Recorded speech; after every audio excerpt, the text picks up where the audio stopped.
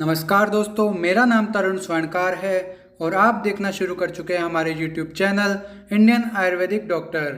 दोस्तों, वीडियो को आगे बढ़ाने से पहले अगर आपने अभी तक हमारे चैनल सब्सक्राइब नहीं किया है या आप हमारे चैनल पर नए आए हैं तो please do subscribe our YouTube channel and press the bell icon for latest updates. दोस्तों, पिछले वीडियो में हमने ज्वर चिकित्सा अध्याय की शुरुआत की थी, जिसमें हमने ज्वर की प्रकृति वगैरह इनके बारे में बात की थी। ठीक है, आज के अध्याय में हम बात करेंगे विषम ज्वर के वर्णन के बारे में। तो पिछले अध्याय में हमने बात की थी ज्वर के पर्याय, प्रकृति, उत्पत्ति, प्रभाव, कारण, पूर्व रूप, अधिष्ठान, बल तथा काल आदि के बारे में, ज्वर के प्रत्यात्म लक्षण के बारे में। इसके अलावा हमने बात की थी प्राकृत और वैकृत ज्वर के बारे में और अंतर्वेग और बहिर्वेग ज्वर के बारे में। आज हम बात करेंगे विषम ज्वर का वर्णन। ठीक है, विषम ज्वर की बात करेंगे और धातु का ज्वर का वर्णन हम आगे पढ़ेंगे। तेरह सन्निपात ज्वरों का वर्णन भी हम देखेंगे। इसके अलावा ज्वर की विभिन्न चिकित्साएं व पेय आदि का वर्णन हम पढ़ेंगे। ज्वर में घृतपान, आगंतुक ज्वर का वर्णन, आम, पश्चिमान एवं निराम ज्वर, इनका वर्णन भी हम देखेंगे। इसके अलावा जीर्ण ज्वर में दुग्ध की श्रेष्ठता की हम बात करेंगे। ज्वर मोक्ष और ज्वर मुक्त के लक्षण हम देखेंगे और पुनरावर्तक ज्वर की चिकित्सा भी हम आगे देखेंगे। तो दोस्तों, आज बात करते हैं हम विषम ज्वर की। तो विषम ज्वर होते हैं 5 प्रकार के। कौन कौन से? संतत, सतत, अन्यद्युष्क, तृतीयक और चतुर्थक ज्वर। तो याद रखिएगा, वापस बता रहा हूँ। विषम ज्वर 5 प्रकार के: संतत ज्वर, सतत ज्वर, ठीक है, अन्यद्युष्क ज्वर, इसके अलावा तृतीयक ज्वर और चतुर्थक ज्वर। सबसे पहले हम बात करते हैं संतत ज्वर की संप्राप्ति की। तो संतत ज्वर की संप्राप्ति इस प्रकार है: गुरु दोष यानी बढ़े हुए दोष संपूर्ण शरीर में फैली हुई रसवाही स्रोतों में फैल जाते हैं तो संपूर्ण शरीर जकड़ जाता है और इस समय संतत ज्वर की उत्पत्ति हो जाती है। मतलब क्या होता है कि पहले दोष बढ़ते हैं। दोष बढ़ने से क्या होता है कि जो रसवाही स्रोत हैं उसमें वो फैल जाते हैं और उसमें फैल जाने से जकड़ाहट, शरीर में जकड़ाहट उत्पन्न होती है और फिर जो ज्वर उत्पन्न होता है उसे संतत ज्वर कहते हैं। अब यहाँ पे संतत ज्वर की मर्यादा बता रखी है। तो दोषों के अनुसार अपन पहले ही देख चुके थे कि 7 दिन, 10 दिन और 12 दिन में क्रमशः वात, पित्त, कफ ज्वर या तो ठीक हो जाते हैं या व्यक्ति को मृत्यु के पास ले जाते हैं, मतलब व्यक्ति की मृत्यु हो जाती है। तो वही संतत ज्वर के साथ बताया है।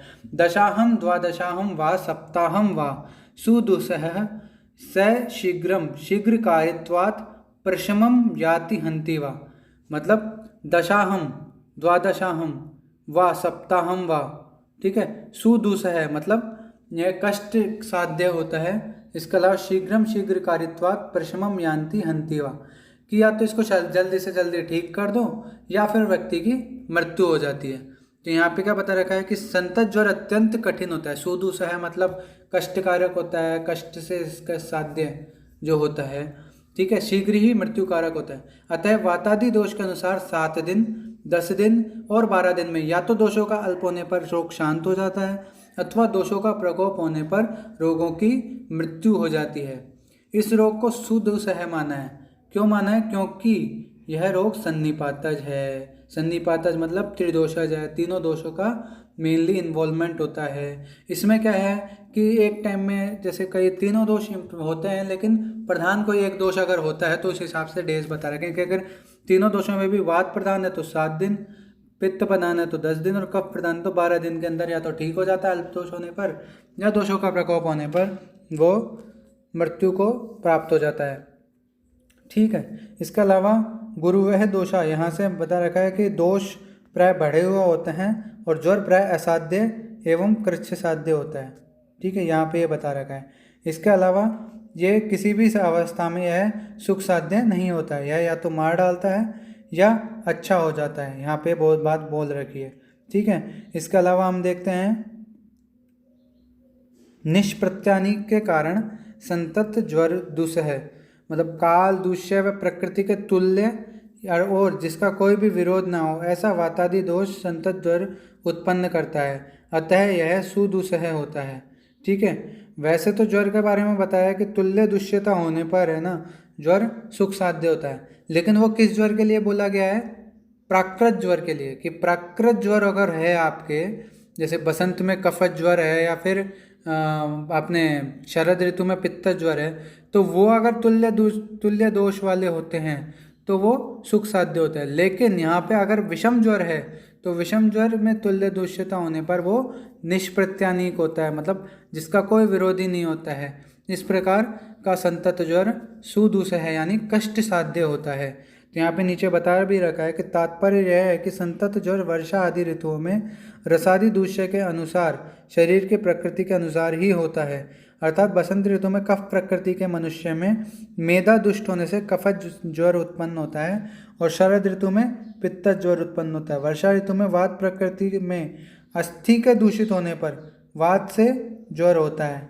ठीक है, इसका तात्पर्य यह है कि जब ज्वर त्रिदोषज होता है तो उन तीनों दोषों में जो मुख्य होता है वह अपने अनुकूल ऋतु प्रकृति व दूष्य के अनुसार ही होता है।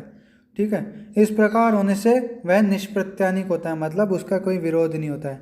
मतलब यहाँ पे संतत जो है वो त्रिदोषज ही है, लेकिन डिपेंड करता है कि कौन सा दोष उसमें ज़्यादा है और किस ऋतु में ज़्यादा है।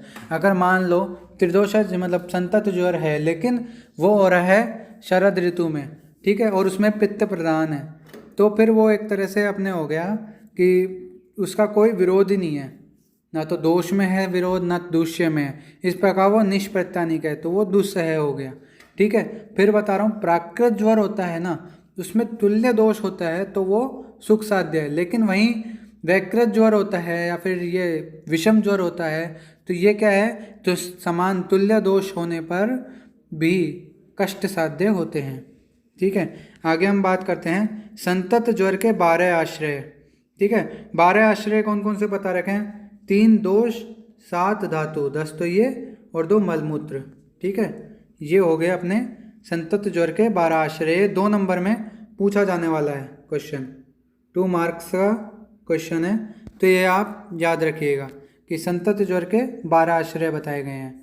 अब आगे हम बात करते हैं संतत ज्वर घातक या शांत कब।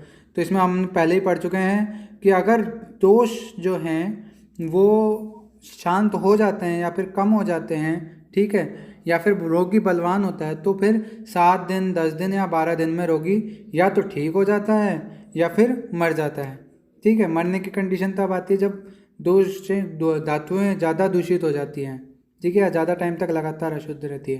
तो यहाँ पे भी यही कहा है, यह संतत ज्वर रसादी धातुओं को पूर्ण रूप से शुद्ध हो जाने के कारण या अशुद्ध रहने के कारण इस 7, 10 या 12 दिन में या तो रोगी को मार देता है या शांत हो जाता है। ठीक है, अर्थात जब उत्तम चिकित्सा के द्वारा रसादी दूष्य पूर्ण रूप से शुद्ध हो जाते हैं तो अपनी अवधि में यह रोग शांत हो जाता है। यदि उचित चिकित्सा न हुई हो तो दूष्य शुद्ध न होकर अपनी अवधि में ही यह रोग मार डालता है। समझ गए होंगे आप मेरी बात। यहाँ पे ये क्या कहना चाह रहा है कि जब जो है अपन ने चिकित्सा उसको बिल्कुल परफेक्ट दी है कि संतत ज्वर की जो चिकित्सा है उसके अनुसार चिकित्सा की है अपन ने उसको, ठीक है, तो उससे क्या होता है कि धातुएं वापस शुद्ध हो जाती हैं, जो बड़े हुए दोष है उनका निराकरण हो जाता है या शमन हो जाता है। ठीक है, उनका शमन होने के बाद बॉडी वापस नेचुरली अपने फॉर्म में आती है, जो भी नेचुरल है उसमें मात्राएं वगैरह तो सब नेचुरल हो जाती है, इससे रोगी ठीक हो जाता है। लेकिन चिकित्सा अगर प्रॉपर नहीं हुई तो बीमारी बढ़ती है तो बाद में मृत्यु तक जाने के चांसेस रहते हैं। फिर आगे बता रखा है संतत ज्वर का कालक्रम। ठीक है, तो इसमें क्या बता रखा है कि जब रस आदि दूष्य पूर्ण रूप से शुद्ध नहीं होते हैं, रस आदि दूष्य पूर्ण रूप से शुद्ध नहीं होते हैं, अर्थात प्रत्येक दूष्य के कुछ शुद्ध होते हैं या कुछ अशुद्ध होते हैं, अथवा संतत ज्वर के 12 आश्रय जो हैं सर्वथा शुद्ध नहीं होते हैं, अर्थात इन 12 में कुछ शुद्ध होते हैं कुछ अशुद्ध होते हैं। ठीक है, तो 12 दिन में ज्वर छूट जाता है, परंतु उसका अव्यक्त लक्षण बना रहता है, अर्थात ज्वर शरीर में लीन हो जाता है और उसका लक्षण स्पष्ट नहीं होता। इसके बाद 13वें दिन ज्वर पुनः स्पष्ट हो जाता है। इस ज्वर की शांति होने के समय दुर्लभ या निश्चित नहीं होता है। ठीक है, अतः ज्वर बहुत दिनों तक चला जाता है। इस प्रकार संतत ज्वर के कारण व लक्षणों को समझकर चिकित्सा करते हुए प्राय अपतर्पण द्वारा वैद्य इसकी चिकित्सा करे। ठीक है, और बिना दोष दूष्य काल प्रकृति को समझे हुए चिकित्सा करने से कोई लाभ नहीं होता। कुल मिला के क्या कहना चाह रहा है कि जो संतत ज्वर के 12 आश्रय हैं जब तक वो सभी शुद्ध नहीं होते ना तब तक बीमारी ठीक नहीं होती है। मान लो आपने चिकित्सा की, उससे कुछ दोष दूष्य आदि शुद्ध हो भी गए, लेकिन कुछ अभी भी अशुद्ध पड़े, तो क्या होता है कि वो एक तरह से डोरमेंसी की स्टेट नहीं आ जाती कि एक बार के लिए 12 दिन बाद ज्वर शांत हो जाता है, ठीक है, तो अपन सोचते हैं अपन ठीक हो गए, लेकिन 13वें दिन वापस ज्वर रिपीट हो जाता है। तो यही ये कहना चाह रहा है कि पहले जो है, अगर आपके जो 12 आश्रय हैं उनमें से कुछ शुद्ध हो जाता है, कुछ अशुद्ध रहते हैं ना, तो क्या होता है कि 12वें दिन तक ज्वर शांत हो जाता है, ठीक है। और अपने शांत होने का मतलब ये नहीं कि वो चला जाता है, शांत होने का मतलब यह है वो अव्यक्त लक्षणों में आ जाता है, मतलब वो अपने आप को स्पष्ट शो नहीं करता। जैसे अपन कोरोना की आज की डेट में बात करें तो कई पेशेंट ऐसे हैं जो एसिम्टोमेटिक है, मतलब जिनमें लक्षण ही नहीं दिखाई देते हैं। तो वही सीन यहाँ पे है कि ज्वर होता है लेकिन उसके लक्षण नहीं दिखाई देते, फिर बाद में 13वें दिन वो वापस स्पष्ट होता है, वापस टेम्परेचर गेन होता है, ठीक है, वापस वही सीन होते हैं सारे ज्वर वाले, ठीक है। तो यही ये कहना चाह रहे हैं। फिर हम अब आगे बात करते हैं, संतत ज्वर सन्निपात से होता है। यहाँ पे अगर संतत ज्वर की आपसे पूछे कि कौन कौन से दोषों की उसमें इन्वॉल्वमेंट होती है, तो त्रिदोषज होता है या सन्निपातज होता है। सन्निपातज ज्वर की अवधि में विषय में सप्तमी द्विगुणा चैव, या छोड़ो ये तो ठीक ठाक है मतलब बात। फिर हम आगे बात करते हैं, वर्तमान काल में टाइफाइड फीवर का समय 3 सप्ताह माना जा सकता है, ठीक है। सन्निपातज संतत ज्वर को टाइफाइड फीवर माना जा सकता है। ये एक अजम्पशन है कि जो अपना टाइफाइड फीवर है वो संतत ज्वर मान सकते हैं अपन, ठीक है। हालांकि सारे लक्षण मिले जरूरी नहीं है, पर संतत ज्वर की चिकित्सा अपन टाइफाइड में दे सकते हैं, ठीक है। टाइफाइड को क्या बता रखा है, कफ प्रधान सन्निपातज संतत ज्वर कहा गया है, ठीक है। ये आप थोड़ा रीडिंग मार लेना इसकी दोस्तों, एक अच्छी इंपॉर्टेंट बात है, ठीक है। इसके अलावा संतत ज्वर को रोग योग रत्नाकर ने मंथर ज्वर भी कहा है, ये पीजी के लिहाज से इम्पोर्टेंट है, ठीक है। और परवर्ती संग्रहकारों ने इसका नाम मधुरक रखा है। दोनों चीज़ें पीजी में पूछी जाती है कि मंथर ज्वर कौन सा है या फिर मधुरक ज्वर कौन सा है। तो संतत ज्वर को ही मंथर ज्वर या मधुरक ज्वर कहा है अलग अलग आचार्यों ने। या तो ये पूछेगा वो कि किस आचार्य के अनुसार संतत ज्वर को मंथर ज्वर कहा गया है, या फिर ये पूछ सकता है मंथर ज्वर के लक्षण बताओ, जिसमें आपको क्या लिखना होगा, संतत ज्वर के लक्षण, ठीक है। अब आगे बढ़ते हैं हम, सतत ज्वर। अब दूसरा ज्वर आ गया, तो विषम ज्वर के मैंने 5 बताए थे, संतत, सतत, अन्यद्युष्क, तृतीयक और चतुर्थक। तो अब कौन सा आ गया, सतत ज्वर। तो सतत ज्वर में क्या है कि जब कुपित दोष रक्त धातु में आश्रित हो जाते हैं तो प्राय विरोधी दोष समय पर वृद्धि या क्षय होने वाले संतत ज्वर को उत्पन्न करते हैं। यह संतत ज्वर दिन रात में 2 बार उत्पन्न होता है। पहली बात तो ये कि किस में आश्रित होता है, रक्त धातु में, ये याद रखने वाली बात है। दूसरी बात ये कि ये सप्रत्यानिक होता है, वो निष्प्रत्यानिक था, ये सप्रत्यानिक है, ठीक है, ये याद रखनी है बात। और तीसरी बात ये कि दिन रात मतलब 24 आवर्स में ये जो है 2 बार उत्पन्न होता है, ठीक है। ये 3 चीज़ें इसमें याद करने वाली है, रक्त धातु के आश्रित होता है, ठीक है, विरोधी दोष समय पर वृद्धि क्षय होने वाले सतत ज्वर को उत्पन्न करते हैं। फिर तीसरी बात सप्रत्यानिक होता है, मतलब दूसरी बात में ये है कि पहला रक्त धातु में आश्रित, दूसरा सप्रत्यानिक, और तीसरा 24 आवर्स में 2 बार ये बुखार चढ़ता है। फिर हम आगे बात करते हैं, सुश्रुत ने इस ज्वर के दिन में 2 बार आने का कारण बताया है कि कफ का स्थान आमाशय होता है। यहाँ पे बता रखा है कि सुश्रुत ने क्या बता रखा है, ज्वर के दिन में 2 बार आने के कारण कि कफ का स्थान आमाशय होता है, ठीक है। यदि उसमें दोष अल्प मात्रा में रहते हैं, अल्प होने के कारण वे दोष रोग उत्पन्न करने में असमर्थ होते हैं। अपने अनुकूल समय में दोषों का में बल बढ़ जाता है, ठीक है, तो अनुकूल दोनों समयों पर ज्वर को उत्पन्न करते हैं, ऐसा सुश्रुत का कहना है। और सही बात भी है कि जो कफ का वर्धन वाला टाइम है दिन रात 24 आवर में, जो उस टाइम पे वो फीवर बढ़ता है, ठीक है। आगे अपन बात करते हैं तीसरे ज्वर के, अन्यद्युष्क ज्वर, ठीक है। अन्यद्युष्क ज्वर में भी कुछ इंपॉर्टेंट बातें हैं कि जैसे यहाँ पे जो सतत ज्वर था उसमें कौन सा आश्रय था धातु, रक्त धातु। यहाँ पे अन्यद्युष्क में मेद धातु, ठीक है, आश्रित, मेद धातु में आश्रित होता है। इसके अलावा सप्रत्यानीक होता है, ठीक है। ये दोनों चीज़ें याद रखने वाली है।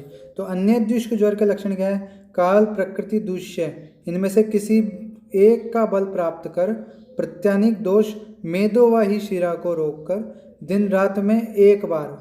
अब यहाँ पे सतत और अन्यद्युष्क में क्या अंतर हुआ कि दिन रात में एक बार आता है अन्यद्युष्क ज्वर, और सतत ज्वर दिन रात मतलब 24 आवर्स में 2 बार आता है।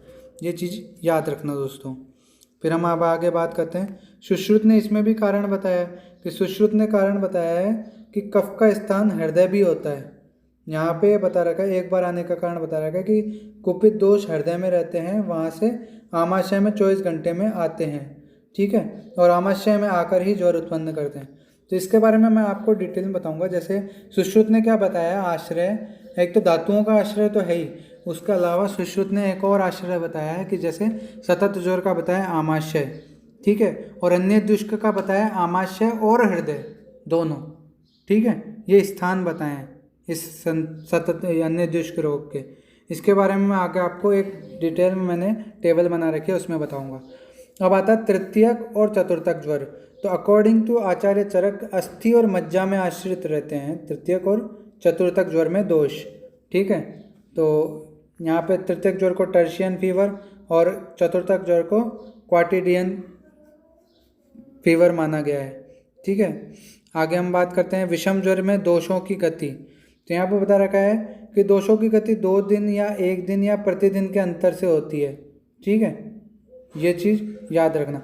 इसका तात्पर्य है कि 2 दिन के अंतर से चतुर्थक ज्वर, मतलब हर 2 दिन, जैसे एक बार बुखार हुआ उसके बाद उतर गया, 2 दिन तक कोई बुखार नहीं हुआ, फिर वापस बुखार हुआ, ठीक है, 1 दिन रहा, फिर उतर गया, फिर 2 दिन तक कोई बुखार नहीं रहा, फिर वापस बुखार हुआ, तो ये हो गया चतुर्थक ज्वर के बारे में। और 1 दिन छोड़ के 1 दिन अल्टरनेट में अगर बुखार चढ़ रहा है तो वो है तृतीयक ज्वर, और प्रतिदिन अगर एक बार बुखार चढ़ रहा है तो वो अन्यद्युष्क ज्वर, और 24 आवर्स यानी प्रतिदिन अगर 2 बार बुखार चढ़ रहा है तो वो हो गया सतत ज्वर, ठीक है। अब आगे बात करते हैं हम।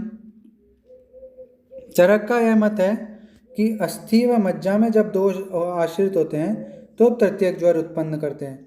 वहीं सुश्रुत ने मेद धातु को तृतीयक ज्वर और अस्थि मज्जा दोष होने पर चतुर्थक ज्वर की उत्पत्ति मानी है, ठीक है। तो यहाँ पे दोषों का धातु में आश्रय के बारे में क्या बता रखा है चरक ने कि सतत ज्वर जो है वहाँ पे रक्त में आश्रित होता है, ठीक है।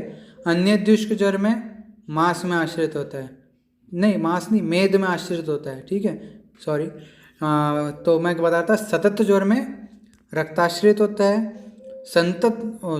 अन्यद्युष्क ज्वर में मेद आश्रित होता है, और जो तृतीयक और चतुर्थक ज्वर हैं उसमें अस्थि और मज्जा आश्रित होता है।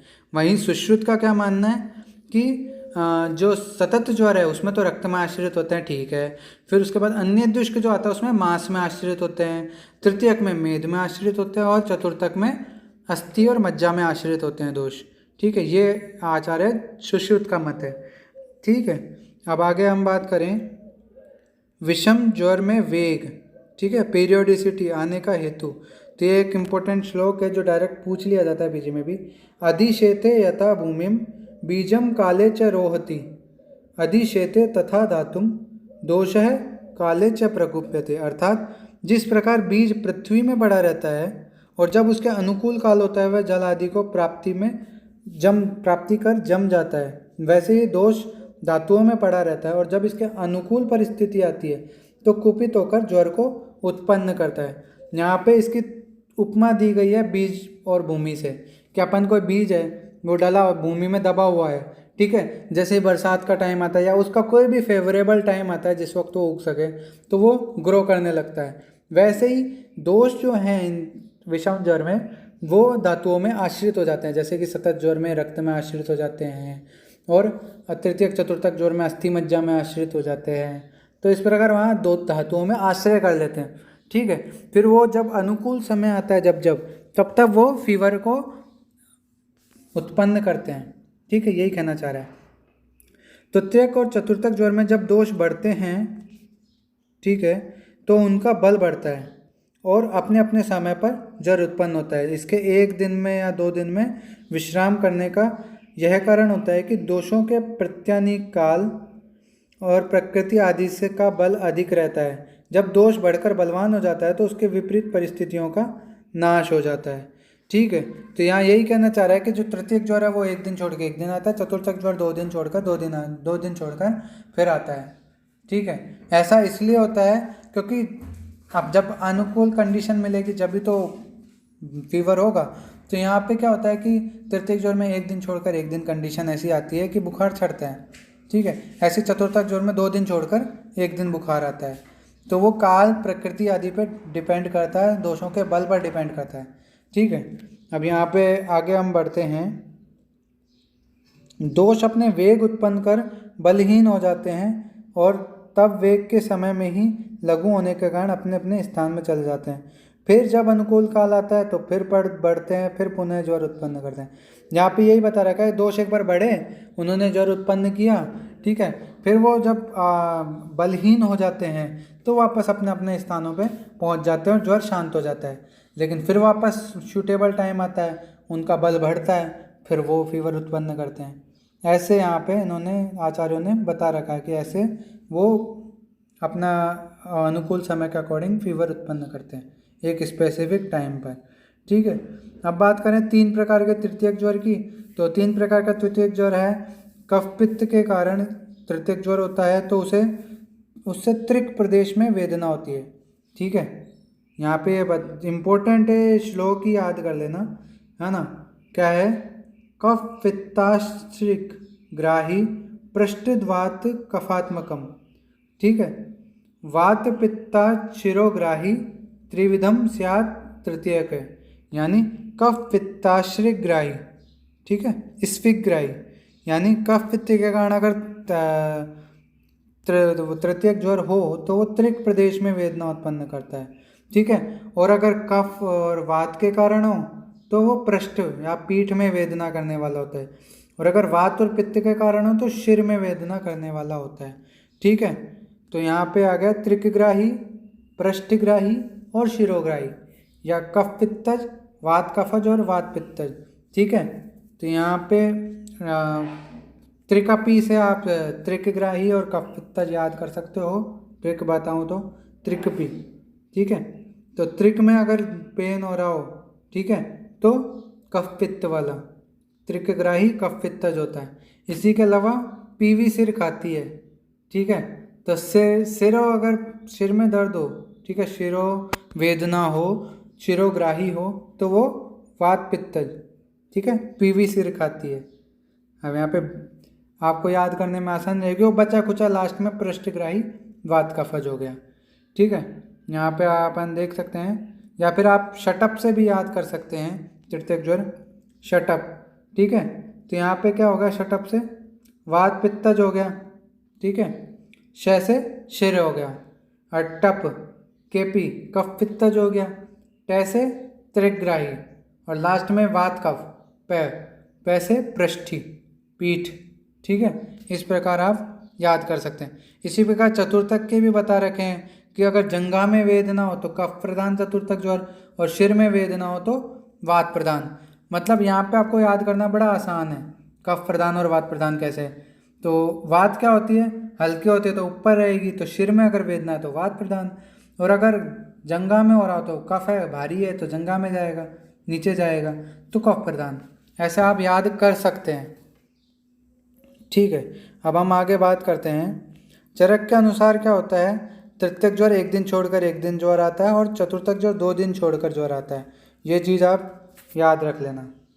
ठीक है, अब हम आगे बात करते हैं कि यहाँ पे बता रखा है चतुर्थक विपरीत ज्वर। अब यहाँ पे एक चीज़ और है पीजी के अकॉर्डिंग, जेजट ने कहा है प्रकृति समवाय से चतुर्थक ज्वर पित्तज भी होता है। अब यहाँ पे क्वेश्चन पूछ लिया जाता है कि किस आचार्य के अनुसार चतुर्थक ज्वर जो है वो पित्तज भी होता है। अपन ने ऊपर बात की कि चतुर्थक ज्वर 2 प्रकार के बताए ऊपर। ठीक है, यहाँ पे हम बात करें ये चतुर्थक ज्वर के बारे में 2 प्रकार के बताए, कफज कफ प्रधान और वात प्रधान। लेकिन जेजट का ऐसा मानना है कि जो है कफ ये चतुर्थक ज्वर वो पित्त प्रधान भी हो सकता है। ठीक है, प्रकृतिक समवाय से। और वातज और कफज क्या होते हैं, विकृति विषम समवाय से। ये चीज़ याद रखना कि प्रकृति समवाय से किस प्रकार का माना है, पित्तज, और विकृति विषम समवाय से जो है कफज और वातज माना है। तो यहाँ पे ये निर्देश क्या है, ये पीजी में पूछा जा सकता है। इसके अलावा हम आगे बात करें तो अब आ गया विपर्यय ज्वर। ठीक है, तो चतुर्थक, विपर्यय, संतत आदि कि अब ये 5 प्रकार के विषम ज्वर की अपन ने बात कर ली। ठीक है, उसके अलावा जो चतुर्थक ज्वर है उसका भी विपर्यय, विपरीत ज्वर भी होता है। जैसे चतुर्थक ज्वर में अपन ने क्या बोला था, 2 दिन वेग नहीं आता, फिर 1 दिन वेग आता है, फिर 2 दिन वेग नहीं आता, फिर 1 दिन वेग आता है। इसका जस्ट उल्टा हो जाता है यहाँ पे कि 2 दिन वेग आता है और 1 दिन वेग नहीं आता, तो वो चतुर्थक का विपर्यय कहलाता है। ठीक है, यहाँ पे देखो, यहाँ पे बता रखा है कि केवल चतुर्थक ज्वर के विपरीत अर्थात 1 दिन ज्वर का वेग आकर 2 दिन वेग न आकर जो ज्वर पुनः आता है उसे चतुर्थक कहा जाता है। इसके विपरीत अर्थात प्रथम दिन ज्वर न आवे, 2 दिन वेग रहे, फिर चौथे दिन ज्वर न आवे, इसे चतुर्थक विपर्यय कहा जाता है। ठीक है, जैसा माधव निदान में कहा गया है। मतलब चतुर्थक ज्वर का जस्ट विपरीत क्रम होता है। यहाँ पे चतुर्थक ज्वर में क्या होता है कि 2 दिन बुखार नहीं है, पहले 1 दिन बुखार आया, फिर 2 दिन बुखार नहीं आया, फिर अगले दिन वापस बुखार आ गया। लेकिन यहाँ पे उल्टा होता है, यहाँ पे 1 दिन बुखार नहीं आया, फिर 2 दिन लगातार बुखार बना रहा, फिर चौथे दिन बुखार नहीं आया। ये चतुर्थक का विपर्यय हो गया। ठीक है, अब आचार्य सुश्रुत ने इसी आधार पर अन्यद्युष्क और तृतीयक का भी विपर्यय बता रखा है। ठीक है, मतलब विषम ज्वर के आचार्य चरक ने ओवरऑल देखा जाए तो 6 भेद बता दिए। कौन कौन से? संतत, सतत, अन्यद्युष्क, तृतीयक, चतुर्थक और चतुर्थक विपर्यय। ठीक है, लेकिन सुश्रुत सर ने क्या बताया, 2 और भेद बढ़ा दिए, 6 की जगह 8 कर दिए। कौन कौन से? उन्होंने कहा कि तृतीयक और अन्यद्युष्क इन दोनों ज्वरों का भी विपर्यय होता है। जो 24 घंटे में एक बार आता है, ठीक है, उसे अन्यद्युष्क ज्वर कहते हैं। ठीक है, और 24 घंटे में जो ज्वर केवल एक बार छोड़ता है और सर्वदा बना रहता है उसे अन्यद्युष्क का विपर्यय कहते हैं। ठीक है, ऐसा इन्होंने कहा है। मतलब कहने का मतलब यह है कि जब जैसे सूटेबल टाइम हुआ अन्यद्युष्क ज्वर का, तो उस वक्त वो ज्वर रहा, 24 घंटे में एक बार हो गया, फिर ऑटोमेटिक शांत हो गया, तो वो क्या हो गया, वो अन्यद्युष्क ज्वर हो गया। लेकिन जो उसका विपर्यय ज्वर है वो दिन भर बना रहता है और थोड़े टाइम के लिए वो ज्वर शांत हो जाता है उन 24 घंटों में। ठीक है, ऐसे ही तृतीयक ज्वर का क्या है, जो ज्वर 1 दिन नहीं आता और 1 दिन आता है उसे तृतीयक ज्वर कहते हैं, और जो आदि अंत में न हो पर बीच में 1 दिन हो उसे तृतीयक का विपर्यय कहते हैं। ठीक है, मतलब इसमें कहना जा रहा है कि पहले दिन ज्वर हुआ, दूसरे दिन ज्वर नहीं हुआ, तीसरे दिन ज्वर हुआ, ऐसा अगर है तो तृतीयक ज्वर। लेकिन पहले दिन ज्वर नहीं हुआ, ठीक है, दूसरे दिन ज्वर हुआ, फिर तीसरे दिन ज्वर नहीं हुआ, तो उसको इन्होंने विपर्यय बोला। आई डोंट नो कैसे बोला है, बट उसको विपर्यय बोला है। ठीक है, यही बताना चाह रहा है ये कि जो आदि में और अंत में न हो और बीच में 1 दिन हो तो उसे तृतीयक का विपर्यय कहा है। ठीक है, अब हम बात करें अगर आगे, तो यहाँ पे जैसे ये बता रखा है इसकी, इस जो है सुश्रुत ने, दल्लण ने, पराशर ने माधव निदान में जो बताया है, कुछ लोगों के विचार होते हैं। तो यहाँ पे बता रखा है संतत, सतत, सतत विपर्यय, सतत का भी विपर्यय ज्वर बनाया, अन्यद्युष्क का विपर्यय ज्वर बताया, तृतीयक का विपर्यय बताया और चतुर्थक का विपर्यय। इस प्रकार 9 प्रकार के ज्वर माने हैं। ठीक है, किसने? दल्लण और पराशर ने, और माधव निदान में भी। ठीक है, सुश्रुत ने सतत ज्वर का विपर्यय नहीं माना है। ठीक है, तो ये याद रखना, कई लोग कंफ्यूज हो जाते हैं यहाँ पे पीजी की तैयारी करने वाले कि सुश्रुत ने कितने बताए हैं? 8 प्रकार बताए हैं। ठीक है, और कुछ अन्य आचार्यों ने 9 प्रकार बताए। कई लोग क्या है, सतत विपर्यय का भी सुश्रुत का मान लेते हैं कि भाई सुश्रुत ने ही बताया होगा, लेकिन ऐसा नहीं है। सुश्रुत ने केवल अन्यद्युष्क, तृतीयक और चतुर्थक का विपर्यय माना है। ठीक है, यहाँ पर यह चीज़ याद रखनी है। ऐसी चरक ने सिर्फ और सिर्फ चतुर्थक का विपर्यय माना है। अब हम आगे बात बताएं, विषम ज्वर सन्निपातिक है। ठीक है, ये बता रखा है कि संतत आदि जो 5 ज्वर बताए हैं वे सभी ज्वर प्राय सन्निपातिज होते हैं। सन्निपातिज में जिस दोष की अधिकता होती है वह रोग ऐसा कहा जाता है। ठीक है, तृतीयक और चतुर्थक ज्वरों का वर्णन करते हुए आचार्य ने बताया कि वात, पित्त, कफ से तृतीयक के 3 भेद बताए हैं। ठीक है, और वात, कफ से चतुर्थक के दो भेद बताए हैं। मैंने आपको बता ही दिया कि शटअप से शेरोग्राही, ठीक है, वात पीवी मतलब पित्त और वात के कारण जो होता है वो शिरोग्राही हो गया। इसके अलावा त्रिकग्राही और पृष्ठग्राही, ये तीन बताए थे अपन ने, ठीक है, त्रिदोषों के अकॉर्डिंग, द्वंद्वज के अकॉर्डिंग। ऐसे ही वात अनुबंधी और वात प्रधान और कफ प्रधान चतुर्थक ज्वरों की अपन ने बात की थी, जिसमें वात शिरोवेदना करता है और कफत जंघा में वेदना करने वाला होता है, ठीक है। आगे हम बात करें ज्वर उत्पत्ति में कारण, तो वर्षादि ऋतु, दिन रात, दोष तथा मन के बलवान होने से या दुर्बल होने से, अर्थात और पूर्व जन्मकृत कर्म भी जो हैं वो ज्वर का कारण हो सकते हैं, ठीक है। इस प्रकार ज्वर भिन्न भिन्न में अपने काल को करते हुए पूरा होता है, मतलब ज्वर उत्पन्न होता है, ठीक है। अब हम आगे बात करें, सबसे जो मैं आपको सारिणी की बता रहा था कि आचार्य चरक के अनुसार संतत ज्वर में क्या होता है, रस धातु में आश्रित होता है, सतत ज्वर में रक्त धातु में आश्रित होता है, अन्य द्विष्क में मेद धातु आश्रित होता है, और तृतीयक और चतुर्थक ज्वर में अस्थि मज्जा आश्रित होता है, दोष, ठीक है। याद रखिएगा, आचार्य चरक के अनुसार क्या होता है कि संतत ज्वर में रसाश्रित होते हैं दोष, सतत ज्वर में रक्ताश्रित होते हैं, अन्य द्विष्क में मेद आश्रित होते हैं, और तृतीयक चतुर्थक ज्वर में अस्थि मज्जा आश्रित होते हैं।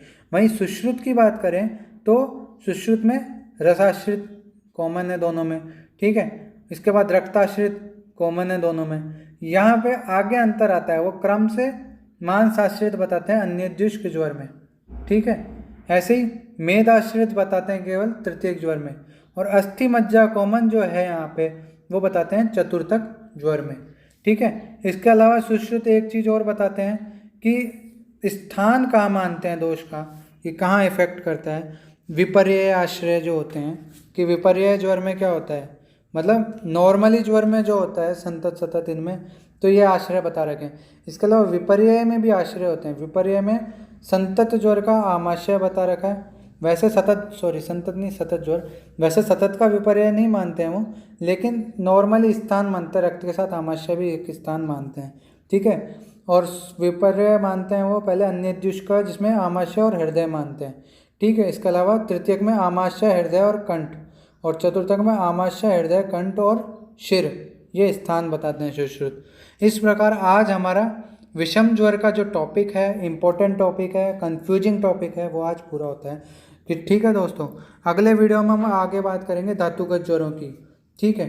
तब तक के लिए बाय बाय। कमेंट ज़रूर कीजिए, आपको कैसा लग रहा है, आपको समझ में आ रहा है कि नहीं, आपके कमेंट बहुत कीमती हैं, ठीक है। और पूरा वीडियो ध्यान से देंगे, सच बता रहा हूँ, आपको समझ में आएगी चीज़ें।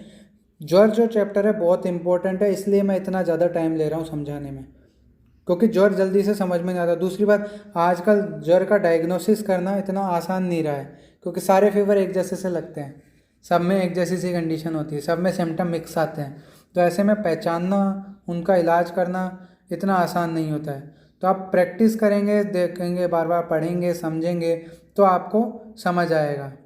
तो विषम ज्वर एक इम्पोर्टेंट ज्वर है, इसको वापस पढ़िएगा। कोई डाउट हो तो कमेंट बॉक्स में ज़रूर बताइएगा, ठीक है। इससे पहले जो वीडियोस आपने देखे हैं उनमें भी कोई डाउट हो तो कमेंट बॉक्स में ज़रूर बताएं, कमेंट ज़रूर करें, इससे हमें पता लगता रहेगा कि आप इंटरेस्टेड हैं कि नहीं, हम इतनी मेहनत कर रहे हैं तो उसका कुछ फल हमें आपको दे पा रहे हैं कि नहीं, ठीक है दोस्तों। अगले वीडियो में मिलते हैं, तब तक के लिए बाय बाय।